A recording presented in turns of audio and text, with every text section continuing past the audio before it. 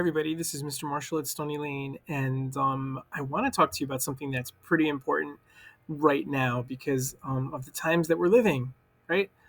People are talking a lot about something called learning loss, and learning loss is the idea that kids might be falling behind because of how interrupted teaching and learning has been over the last year and a half since this pandemic began. But there's something else that's out there that we need to think about, which is called the love of learning loss. And so, what that means is because school has been on again, off again, and constantly changing, um, kids have gotten interrupted in their enthusiasm about learning. And so, what I want to talk to you about right now is something that many colleagues of mine and I began studying way before the pandemic ever began. And that's something called engagement and the different levels of engagement that people have about the work that they do. All right, so let's take a look. Simon Sinek, who's a British author, tells us working hard for something we don't care about is called stress. Working hard for something we love is called passion, and we want students to feel the love for what they're learning. And so let's talk about what that looks like. So in this study, I worked with hundreds of other school and district leaders and teachers called instructional coaches and teacher leaders who we studied the way that children learn and the children work and the way that even teachers work and adults who are not teachers, and we kind of defined different stages of engagement, and they kind of go like this. The first stage is called non-compliance. Non-compliance is when someone doesn't do what they need to do. They don't do what they're expected to because they're either afraid of it or they don't see the purpose of it. These are some of the traits that we saw that people had in common that were non-compliant about some area of their life, right? We saw that they didn't understand why something needed to be done, or they felt defensive about the mistakes that they might be making. They were focused on that, or they thought, "Oh, I already know everything about that," or "I'm just not good at that." Like they feel defeatist, right? That means like they say things like, "Oh, I'm just not good at math," right? And so these are people that tend to start having non-compliant behavior. They won't do what they need to do. This includes kids that don't want to do their homework, don't want to work with partners, or don't want to do something that they really need to be doing. The next phase is called compliance, right? Compliance is they do what they need to do, and that's kind of it. They do just what they need to do so that they don't get in trouble. They do what they need to do just so they can pass. Okay. And this happens with kids and it happens with grown-ups too, right? And many times we find that people who are compliant are rule followers, or they are afraid of consequences, or um, they have any number of reasons for compliant behavior. But being compliant also means that they sometimes don't see the purpose behind what they're doing. So in some ways, it's similar to the non-compliant behavior. They don't see why something is important to them, so they'll just do it.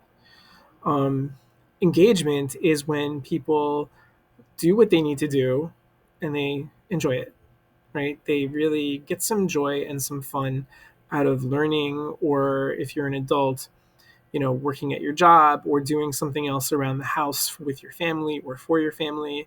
And we want kids to feel engaged with their work, don't we? We want them to feel engaged with their learning so that they can have some joy out of it.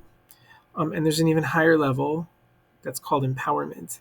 Empowerment means when someone is engaged with their work and they have some skill and they really enjoy doing it, but that joy is even higher. The joy is so much that they become creative. They find ways to extend what they're working on. They are innovative. They try to think of different ways to try out a strategy or different contexts to try out a strategy. They also, people who are empowered tend to find ways to include others in working together, right? And so we would love for all our kids to feel empowered about everything that they do. Um, it's not possible to be empowered about everything, but it's something that we can reach for. And finally, we saw the need with my colleagues to kind of put an intermediary step between compliance and engagement. So we're going to go back there and and we created a word. I know this is a made up word. It's called congagement. It's halfway between compliance and engagement. And these are people who are, they kind of have a little bit more understanding and a little bit more joy and a little bit more skill about something that they're doing, but they may not necessarily, really love it. Okay, so these are the 5 stages that my colleagues and I defined. Let's take a look at how that works, right? These things tend to go in order, right? So a person who's non-compliant in something will need to follow these steps in order. People don't jump from non-compliance to engagement or compliance to empowerment, right? They go through all of these steps one at a time, and sometimes they go through the steps quickly, and sometimes it takes a long time for them to develop this engagement or this empowerment for what they're working on. Right. So what does this all mean? What does this all mean? We can be all of these. In fact, every single person is all of these in different areas of their life. Right. So I sometimes feel like I'm non-compliant about cleaning up my desk, but I feel really empowered about other aspects of my work. Okay. And you probably are the same way, professionally or about something else in your life, right? About the way you run your household. There are things that you just do just to get them done, and there's things that you do because you really love them. Isn't that true? And the same thing is true for kids. The same thing is true for kids in their work at school and learning. There's things that they really care a lot about, and there are things that they really don't want to do. Okay, and so our job as grown-ups is to try and get them to love more and more of the things that they do. Another thing that is true about this, like I just said, we move along this continuum in order, and then there's good news. Numbers lead to compliance. We find that when we say to a non-compliant reader that you really need to read for 20 minutes tonight, they're going to read for 20 minutes tonight. They tend to listen to the number and then do it, right? But the bad news is that numbers lead to compliance, because if you have someone who's already engaged or empowered in something, someone that will sit there and read for an hour on their own, right? And we say read for 20 minutes, they're going to read for 20 minutes because all they really hear is the number, okay? And so that can move them back down the scale, right?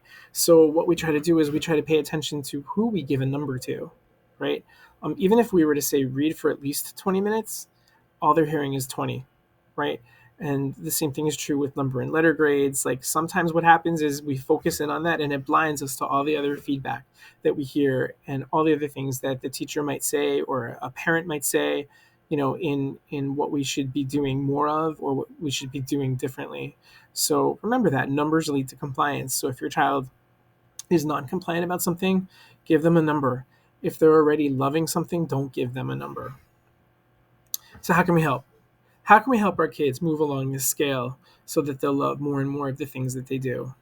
One thing we can do is talk about the process. We can talk about how things are done so we can help them break down the parts that are hard, right? If they feel more skilled and they feel more comfortable at what we're asking them to do, they'll more likely do it. It will also help them to become reflective, which is one of the characteristics that we found to be true in people that are engaged and empowered.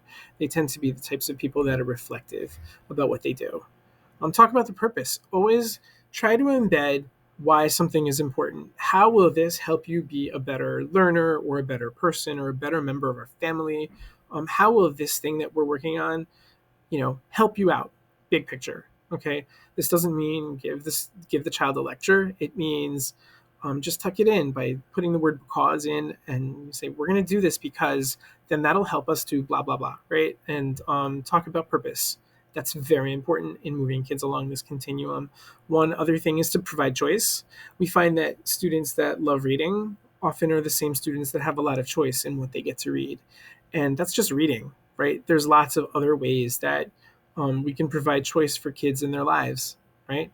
And make mistakes feel okay. If kids feel afraid of making mistakes, then they're going to shut down. They're going to become just barely compliant or even non-compliant. But if kids understand that making mistakes is fine, then they'll be more comfortable in taking risks. Risk taking is another thing that we found in people that are engaged and empowered, right?